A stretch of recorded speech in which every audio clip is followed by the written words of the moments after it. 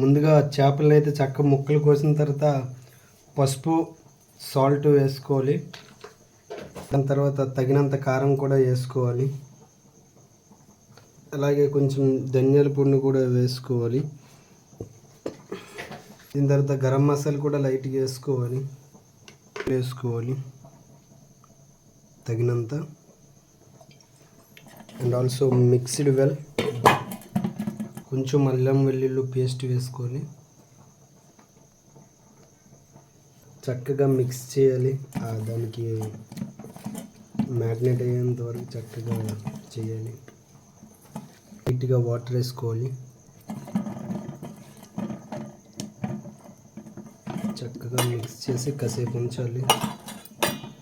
ఉంచిన తర్వాత పడుతుంది కదా, పట్టిన తర్వాత చక్కగా పాన్ మీద వేసి ఫ్రై చేసుకోవాలి.